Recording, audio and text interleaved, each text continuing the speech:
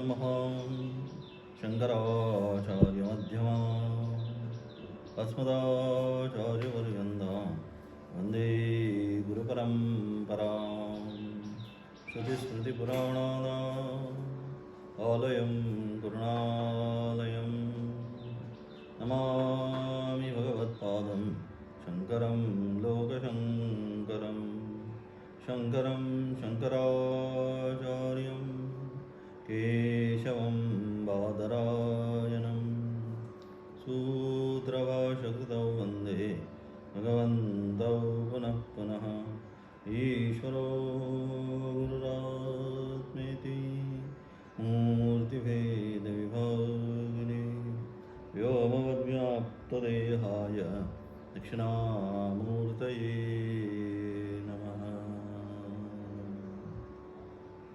चालू असणारं आपलं कठोपनिषद आणि त्याच्यामध्ये कालच्या पाठामध्ये आपण असणारा 6वा मंत्र पाहिला होता. त्या आत्म्याला कसं जाणायचं, तो आत्मतत्व हे संपूर्ण जे काय आहे त्या ठिकाणी आत्मषटकामध्ये सांगितलं पहिल्याच श्लोकाच्याद्वारे. आचार्यांनी काय म्हणतात, आचार्य त्या ठिकाणी मनोबुद्धी अहंकार चित्तानि नाहम न च श्रोत्र जिव्हे न च घ्राण नेत्रे न च व्योम भूमिर्न तेजो न वायु चिदानंदरूप शिवोहम शिवोहम.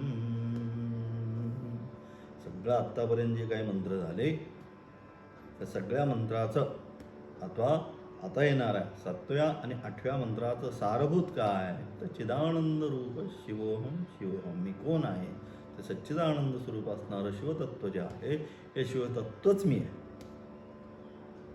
मी जे मला मानतोय काय मनो बुद्धी चित्त अहंकार ते सगळ्याचं एका एकाचं काय केलं नेती निषेध केला शास्त्राने. हे का नाही ते का नाही ते का नाही मग हे का हो हे. अशा प्रकारे सगळ्याचा निषेध झाल्यानंतर काय सांगितलं, मन नाही बुद्धी नाही चित्त नाही अहंकार नाही न च श्रोत्र जिव्हे. काल सांगितल्याप्रमाणे श्रोत्र त्वक्षु चक्षु श्रोत्र त्वक चक्षु रसना घ्राणम न च श्रोत्र जिव्हे न च घ्राण नेत्रे न च व्योम भूमी आकाश वायू अग्नी जल पृथ्वी. हे पण नाही. हे जे जे आपण पाहतो आहे जे जे आपण मानतो आहे हे काहीच तो परमात्मा नाही. मग त्या व्यतिरिक्त म्हणजेच क्या सर्वांना असणारी चेतनाशक्ती किंवा या सर्वांचं असणारं अधिष्ठान या सर्वांचं असणारं कारण हे कार्य. शरीर काय झालं कार्य, याचं मूलभूत असणारं जे कारण आहे कोण तस्मात आत्मनः. पुन्हा तिथेच गेलं ते आत्मतत्व ते कोण चिदानंद रूप. ते कसं आहे ते सच्चित आनंद स्वरूप. ते सत्य कायम राहणारे चित प्रकाशित स्वरूप आणि आनंद देणाऱ्याचा स्वभावच आनंद. त्याचा स्वभाव काय, त्याचा स्वभाव दुःख नाही आहे, त्याचा स्वभाव आनंद आहे. आणि सगळे आपण आपल्यामध्ये त्याचा अंश असल्यामुळे आपण सर्वजण जे आहोत हे आनंदाकडे जाण्याचा आपला प्रयत्न करतो. त्याच्या अंशाकडे त्याचा अंश आपण असल्यामुळे त्या अंशीकडे तो अंशीमधला असणारा गुणधर्म आहे कायम राहणार. सत म्हणजे कायम राहणार, त्रिकाल अबाधित सत. भूतकाळामध्ये तोच होता, भूतकाळ नव्हे कल्पाच्याही अगोदर. या कल्पाच्या अगोदर जे काही कल्प असेल बरोबर ना, त्या कल्पामध्ये तोच होता, या कल्पामध्ये तोच आहे. या कल्पाचा नाश झाल्यानंतर नवीन येणाऱ्या कल्पामध्ये तोच राहणार. म्हणजे सगळ्यामध्ये अनुस्यूत असणारं सत म्हणून ते सत. त्रिकाल अबाधित तिन्ही कालापेक्षाही किंवा या तिन्ही कालांनी जे बाधित होत नाही ते सत असं असणारं म्हणून ते कोण आहे. मग ते तत्व कोणतं आहे, ते तत्व आहे चिदानंद रूप शिवोहम शिवम. ते सच्चित आनंद स्वरूप शिवतत्व जे आहे ते शिवतत्व हे वास्तविक. हे सगळं जे काही चाललंय हे कशासाठी चाललंय, वास्तविकता. वेदांतशास्त्र काय सांगतं, वेदांतशास्त्र जगाची असणारी संसाराची असणारी जी वास्तविकता आहे की खरं काय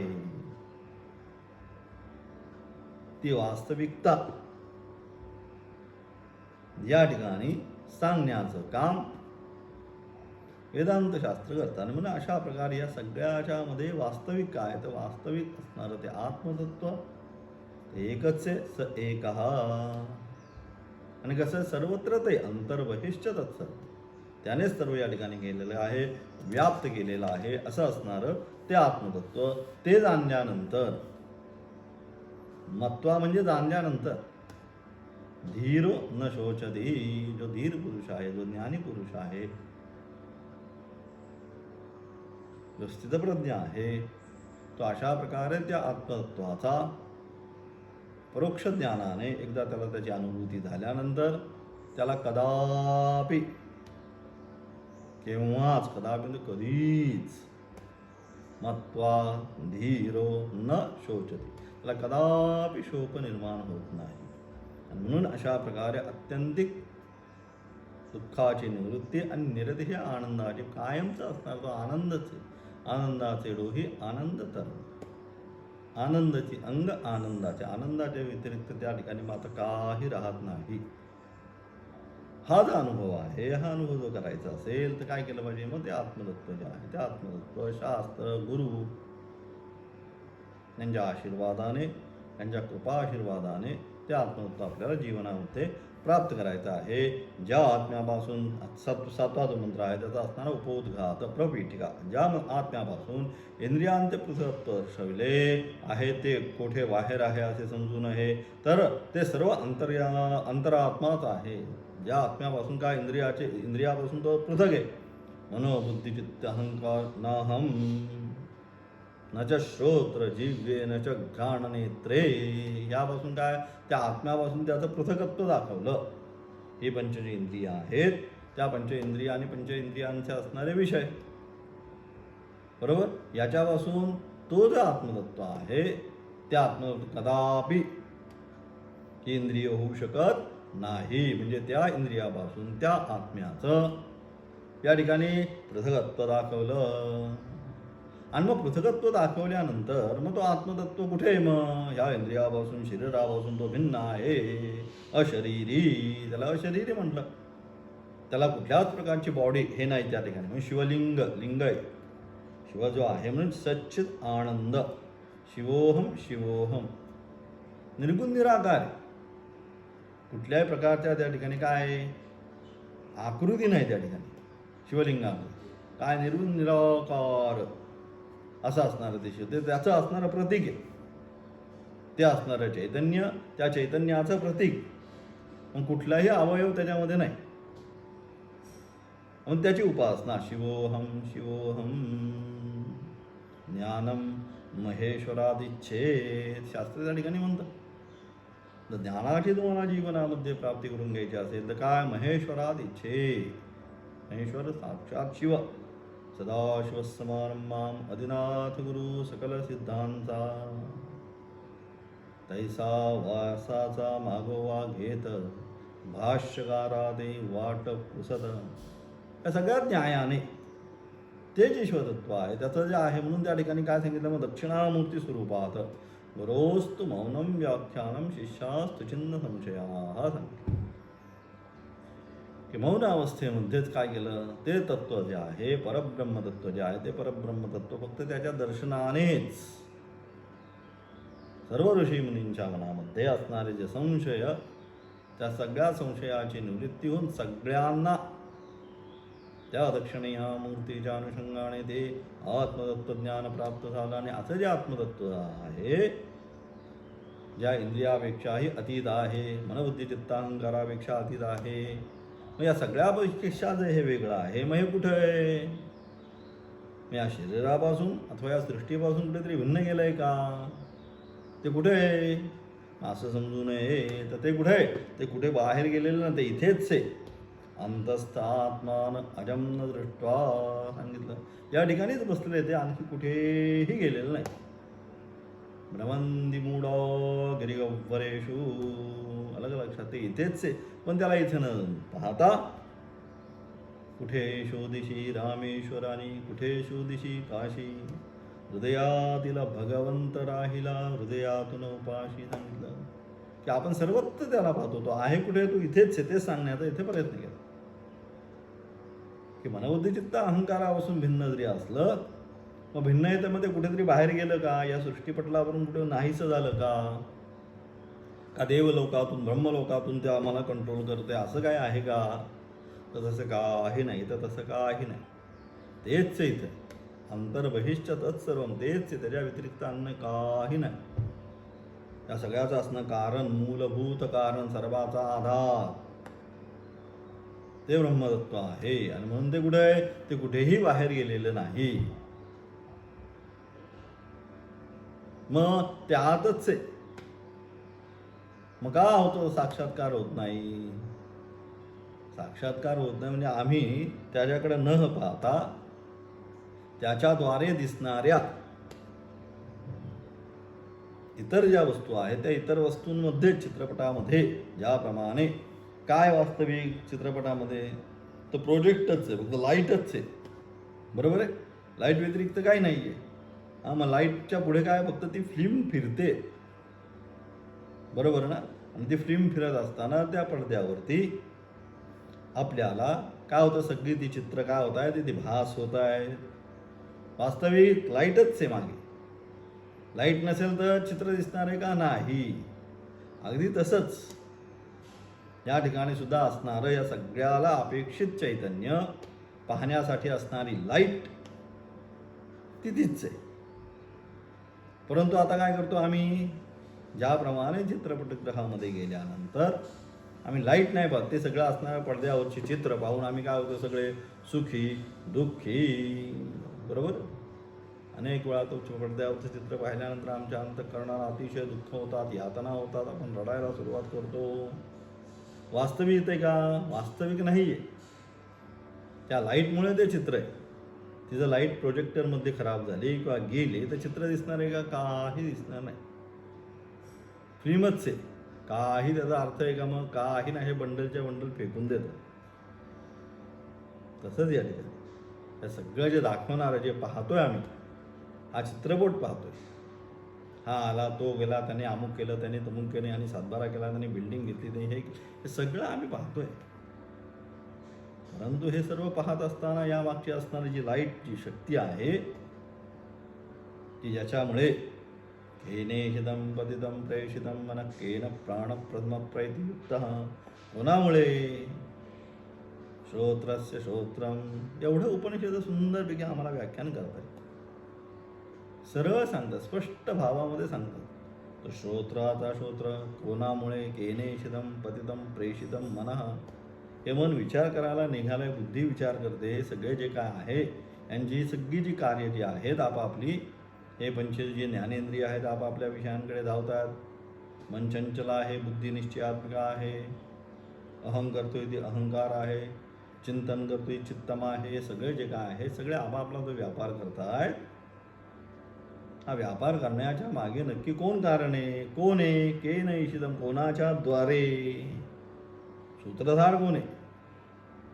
पोलीस काय करतात? एखादी केस झाल्यानंतर काय करतात? जरी आरोपी समोर असला तरी आरोपी नाही पाहत, त्याचा सूत्रधार कोण आहे? कोण आहे? आता मास्टर माइंड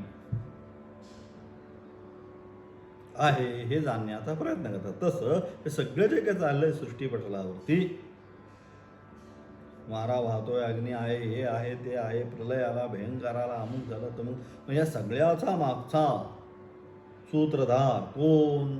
तो जाणण्याचा प्रयत्न त्या ठिकाणी. एकदा तो जाणला, एकदा कळलं, काय? प्रोजेक्टरच आहे, लाईटच आहे. फिल्म काढून दुसरी पण लावून शकता, पण लाईट बदलू शकत नाही. तसं या ठिकाणी या सगळ्या असणाऱ्या फिल्म्स चालल्या. या फिल्म्सचा मागचा प्रोजेक्टर लाईट जो आहे, प्रकाशित करणारा, म्हणून त्या ठिकाणी सुंदर मागचा तो श्लोक सुंदर आला. न तहुर्यो भाती न चंद तारकम नेमा विद्युतो भांति कुतो यमग्निः. बरोबर ते तमेव भान्तमनुभवति सर्वं तस्य भासा सर्वमिदं विभाती. त्याच्या प्रकाशानेच, तोच प्रोजेक्टर लॅब, त्याच्या प्रकाशानेच नाना छिद्रघटोदरस्थित महादीपप्रभास्वरम् ज्ञानं यश्च दुचक्षुरादिकरणद्वारा बहिस्पंदते. सांगितलं दक्षिणामूर्तीमध्ये चौथा असणारा मंत्र, की ज्याप्रमाणे एखाद्या घटामध्ये त्याला नानाविध चित्र पाडून आतमध्ये एखादा दीप ठेवल्यानंतर ज्याप्रमाणे त्या घटामध्ये असणाऱ्या छिद्रांच्या अनुषंगाने तो बाहेर प्रकाशित होतो, त्याप्रमाणेच ते आत्मचैतन्य जे आहे ते काय, हे सगळी जे आहे पंचज्ञानेंद्रिय या सर्व जे आहे त्याच्या वक्त्यांचे असणारे विषय त्या अनुषंगाने त्याच्याच प्रकाशाने तिकडे तिकडे प्रकाशित होत जातात. आणि म्हणून अशा प्रकारे म्हणून काय केलं पाहिजे, मग अशा प्रकारे फिल्म पाहिजे नाही, मग प्रोजेक्टर लॅम्पकडे लक्ष द्यायचं. कश्चित धीर आत्मान ऐक्षत आवृत्त चक्षुभू, अरे काय आहे मागे हे पाहण्याचा प्रयत्न करतो. तर याचा असणारे या ठिकाणी सांगण्याचा प्रयत्न केला. तो अंतरात्मा सगळ्यांच्या मागे आहे हे 7व्या मंत्रातून सांगतात. इंद्रियेभ्य परम मनो मनसः सत्त्वम् उत्तमं सत्त्वादति महानात्मा महतो व्यक्त उत्तमं. काय, इंद्रियांपासून ही सगळी पंचज्ञानेंद्रिय आहे, त्याच्यापेक्षा त्याला कंट्रोल करणारं सांगणारं कोण आहे, मन. म्हणून त्याच्यापेक्षा मन सूक्ष्म किंवा उत्तम झालं. मनापेक्षा बुद्धी, बुद्धीपेक्षा महत्तत्व आणि महत्तत्वापेक्षा अव्यक्त म्हणजे माया, ज्याच्यापासून मूल कारण या सगळ्याचं ती असणारी माया ही सर्वांपेक्षा ही उत्तम सांगितली. म्हणजे एक एक एक एक एक एक माग सूक्ष्म होत गेले. त्यानंतर अव्यक्तात् परपुरुषो व्याप्यको लिंग एव च यम ज्ञात्वा मुच्यते जंतुः अमृतत्वं च गच्छति. अशी असणारे अव्यक्त स्वरूपाची जी माया, त्या अव्यक्तापासून तो पुरुष कसा आहे, मयाध्यक्षेण प्रकृती सूयते सचराचरम सांगितलं. मया अध्यक्षेण प्रकृती सूयते सचराचरम, माझ्यामुळेच काय करते, प्रकृती संपूर्ण जगताची निर्मिती करते. तो त्या मायेचा असणारा अधिपती लक्षात. म्हणून अशा प्रकारे अव्यक्तात् परपुरुषो व्याप्यको लिंग एव च यम ज्ञात्वा मुच्यते जंतुः अमृतत्वं च गच्छति. की अशा प्रकारे ती अव्यक्त आहे माया, त्या मायेपेक्षा हा असणारा परमात्मा पुरुष हा त्याच्याही पेक्षा श्रेष्ठ. म्हणून येन ज्ञातेन सर्वमिदं विज्ञातं भवति इति सांगितलं. त्याचं एकदा त्या पुरुषाचं ज्ञान झाल्यानंतर संपूर्ण जगताचं ज्ञान. जाणण्यासारखं हे काही राहत नाही. परत हे जाणायचं ते जाणं काही नाही. आता काही जाणण्यासारखं राहतच नाही. विषय आणि विषयी हा विषयच सगळा संपून जातो. जसे नदी एकदा समुद्रामध्ये मिळाल्यानंतर समुद्रच होते, बाकी काही राहत नाही. त्याप्रमाणे म्हणून अशा प्रकारे अव्यक्तापासून तो पुरुष जो आहे तो श्रेष्ठ, तोच व्यापक तथा तो अलिंग आहे. तो सर्वत्र व्याप्त तोच आहे. ज्याप्रमाणे आकाश सर्वत्र व्याप्त आहे त्याप्रमाणे तो जे आहे ते चैतन्य सर्वत्र तेच आहे, त्याच्या व्यतिरिक्त काही नाही. अलिंग, त्याला कुठल्याही प्रकारचं लिंग म्हणजे शरीर जो आहे त्याला शरीर नाही, अशरीरी असं असणारं जे लिंग आहे, अलिंग आहे. त्याने अशा प्रकारे ते जो आहे तो व्यापक, अलिंग, अशरीरी, अहम निर्विकल्पो. तिथं शेवट सांगितलं आत्मषटकामध्ये. मनोबुद्धी अहंकार पहिला आणि शेवट सांगितलं अहम निर्विकल्पो निराकार रूपो विभुर्व्याप्य सर्वत्र सर्वेंद्रियाणां नचा संगतम नैव मुक्तीर्ण नाही चिदानंद रूप शिवोहम. मी कसा आहे, अहम निर्विकल्पो निराकार रूपो, मला काही आकार नाही, काही नाही, काही नाही. विभुर्व्याप्य सर्वत्र सर्वेंद्रियाणां, मीच सर्वत्र व्यापून राहिलो. नचा संगतम नैव मुक्तीर्ण नाही, हा मी नेय नाही, मुक्ती नाही, मोक्ष नाही, या सगळ्याच्याही असणारा पलीकडं चिदानंद रूप शिवोहम शिव, सच्चिदानंद स्वरूप शिवतत्व जे आहे तेच मी. आणि म्हणजे अशा प्रकारे मग तो कसा आहे, म्हणून तो कुठलाही प्रकार त्याला तो व्यापक आहे, अशरीरी आहे, निरवय आहे, अलिंग आहे. आणि अशा प्रकारचं ते जे तत्व आहे त्या तत्व एकदा जाणलं की अशा प्रकारेच आहे. मग काय होतं, तो मनुष्य काय होतो, ह्या सगळा असणारं संसार चक्र आहे त्या संसार चक्रापासून मोक्ष प्राप्त करून अमरत्वास प्राप्त होतो. अमृतत्वं च गच्छति. जे अमृतत्व जे आहे ते अमृतत्व त्याला वास्तविक आपल्या जीवनामध्ये प्राप्त होतं. अशा प्रकारे 7व्या आणि 8व्या मंत्राचा असणारा या ठिकाणी अर्थ आचार्यांचा असणारं दोघांचा भाष्य एकत्र या ठिकाणी केलेला आहे. काय म्हणतात आचार्य, यस्मात् आत्मनः इंद्रियाणां पृथग्भावः उक्तौ न असौ बहिः अधिगन्तव्यः यस्मात् प्रत्यगात्मा स हि सर्वस्य तत्कथम् इति उच्यते इंद्रियेभ्यः परम मनः इति त्याचा असणारं भाषाचा असणारा अर्थ या ठिकाणी काय म्हणतात, आत्मा हा इंद्रियांपेक्षा विलक्षण आहे. आत्मा जो आहे हा इंद्रिय जे आहे पंचेंद्रिय त्यापेक्षा कसा आहे, विलक्षण आहे. विलक्षण आहे तो सर्वांतरतम प्रत्येकात्मा असल्याने तो सगळ्याच्या आतमध्ये तोच आहे. या सगळ्यांच्या आतमध्ये कोण आहे, तोच आहे शेवटी. अलग तो सर्वांतरतम प्रत्येकात्मा असल्याने त्याचे बाह्य ज्ञान होणे शक्य नाही. तो सगळ्याच्या आतमध्ये असल्यामुळे त्याचं बाह्य विषयातून त्याचं ज्ञान होणे शक्य नाही असे पूर्ववंतात प्रतिपादन केले. तो आत्मा प्रत्येकात्म स्वरूप आहे. तो कसा आहे, तोच प्रत्येकात्म स्वरूप या ठिकाणी. तर आपण आत्मा जीवात्मा जे म्हणतो तो या ठिकाणी प्रत्येकात्म स्वरूपाने म्हणजे शरीराने व्याप्त जो आहे तो तोच आहे, दुसरा कोणी नाही. आणि तो आत्मा प्रत्येकात्म स्वरूप आहे. या ज्ञानाचे या मंत्रामध्ये वर्णन केले आहे. अशाच अर्थाचा मंत्र इंद्रियभ्य परागी अर्थ हा पूर्वी झालेला आहे, पूर्वी आलेला आहे. तोच अर्थ या मंत्राचा आहे. काही विशेष शब्दांचे व्याख्यान भाष्यामध्ये केलेले आहे. इंद्रिय ग्रहणाने त्यांच्या विषयांचे ग्रहण उपलक्षणाने करावे. नुसतं इंद्रियाने इंद्रिय नाही निश्चित करायचे, ग्रहण करायचे. मग इंद्रिय शब्दाने त्यांचे असणारे विषय शब्द स्पर्श रूप रसगंध, कारण विषय असतील तरच इंद्रियाची प्राधान्यता आहे. विषय नसेल तर इंद्रियांचा काही उपयोगच नाही. म्हणून त्या ठिकाणी सांगितलं काय, इंद्रियांचं ग्रहण कशाने, इंद्रियांच्या ग्रहणाने विषयांचे ग्रहण उपलक्षणाने करावे. त्याचे असणारे विषय त्या विषयांचंच ग्रहण कराय. सत्व हा शब्द बुद्धिवाचक आहे. सत्व हा शब्द काय आहे, बुद्धिवाचक आहे. सत्व हा शब्द बुद्धिवाचक आहे. इतर सर्व व्याख्यान पूर्वीप्रमाणेच आहे. पूर्व जसं त्या मंत्रामध्ये केलं इंद्रियभ्य परार्थ, तसंच सेम व्याख्यान काय तर दुसरं व्याख्यान करायची गरज नाही. उपलक्षणाने करावे. सत्व हा शब्द बुद्धिवाचक आहे. इतर सर्व व्याख्यान पूर्वीप्रमाणेच आहे.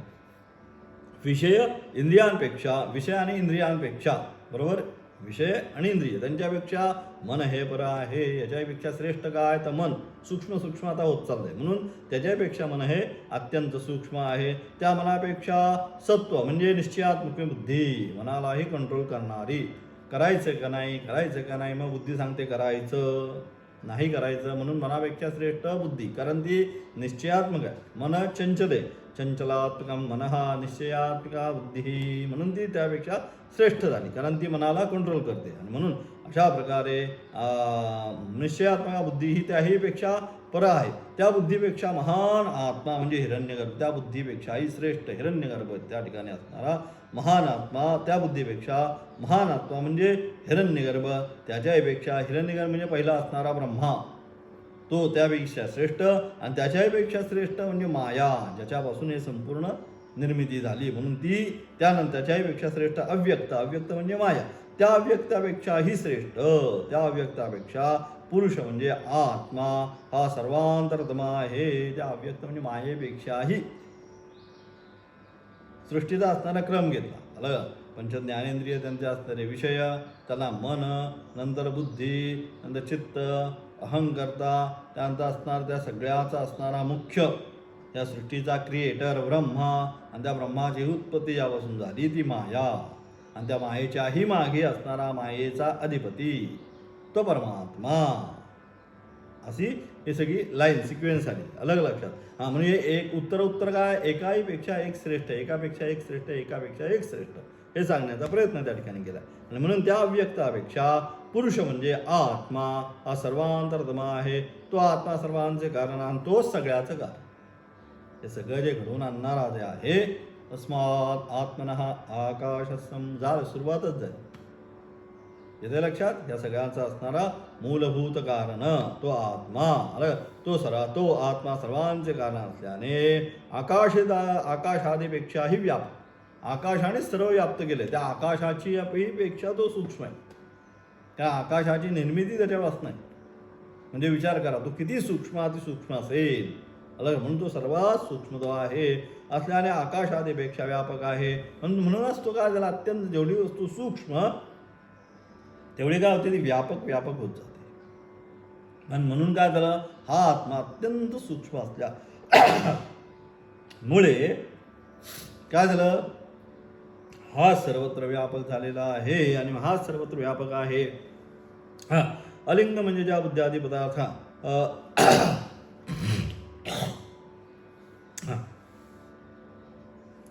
तो आत्मा सर्वांचे कारण असल्याने आकाशादीपेक्षा व्यापक आहे. तो सर्वत्र व्यापक तोच आहे. त्याच्यापेक्षाही काही व्यापक नाही.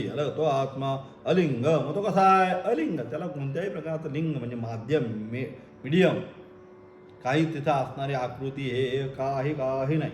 म्हणून मग असं सांगलं शिवलिंग काही नाही. पूर्ण निर्गुण निराकार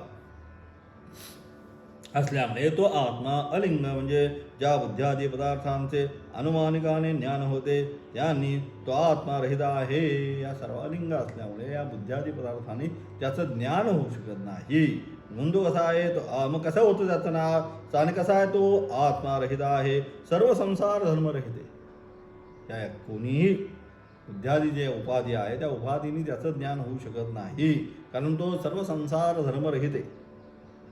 लक्षात. कुठल्या प्रकारचा संसाराचा धर्म त्याच्यावर अध्यारोपित तुम्ही करू शकत नाही. म्हणून सर्व संसार धर्म रहित आहे अशा आत्म्याचे ज्ञान. मग त्याचं ज्ञान होतं कसं? हे एवढं क्लिष्ट करत चाललाय तुम्ही. मग एवढं क्लिष्ट झाल्यानंतर त्या आत्म्याचं कसं काय ज्ञान होणार? इकडं म्हणता असं आहे तसं आहे अमुक आहे तुमुक आहे. मग कसं काय ज्ञान होणार? सांगतो त्याचं ज्ञान कसं होतं. त्या आत्म्याचे ज्ञान शास्त्र गुरु यामुळे ज्यांना होते. शास्त्रस्य गुरुवाक्यस्य सत्यबुद्ध्यावधा. शास्त्र आणि गुरु उपदेशानेच तद्विज्ञानार्थंच गुरुमेव अभिगच्छे. गुरुकडेच गेलं पाहिजे. गुरुच्याच उपदेशाने त्या आत्मत्वाचं शास्त्राच्याच उपदेशाने त्या आत्माचं नाम होतं. असं वाक्य जाऊन मी इकडे जातो मी हे उपनिषद पाठवून मी अमुक करतो तसं ते ज्ञान होणार नाही, कारण विषय किती क्लिष्ट आता तुमच्या लक्षात येत. आणि म्हणून अशा अनुषंगाने शास्त्र आणि गुरु यामुळे ज्याला होते तो पुरुष जिवंत असतानाच. आणि म्हणून अशा प्रकारे त्या आत्मतत्वाचं ज्ञान ज्याला शास्त्र आणि गुरु कृपेनेच, आणि हेच खरंय, शास्त्र आणि गुरु कृपेनेच. बाकी सगळ्याचं ज्ञान तुम्हाला तुम्ही करू शकाल, परंतु वेदांत शास्त्राचं आत्मतत्वाचं जे ज्ञान आहे ते सांगण्याचं पण जी कृपा आहे ही गुरुकृपाच लागते. ना तर काय शब्द एकच आहे, एकच आत्मा सिद्ध करायचा आहे. पण आज 5 वर्ष तोच विषय झालाय, पण दररोज तुम्हाला नवीन वाटतोय. आज स्वामीजी काहीतरी नवीन सांगणार आहेत.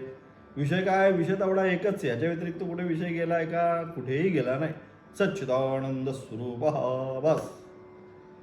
पहिल्या पाठापासून आरंभ झाला आजपर्यंत तोच विषय. म्हणून आश्चर्यवत पश्यते कश्चिदेन सांगितलं.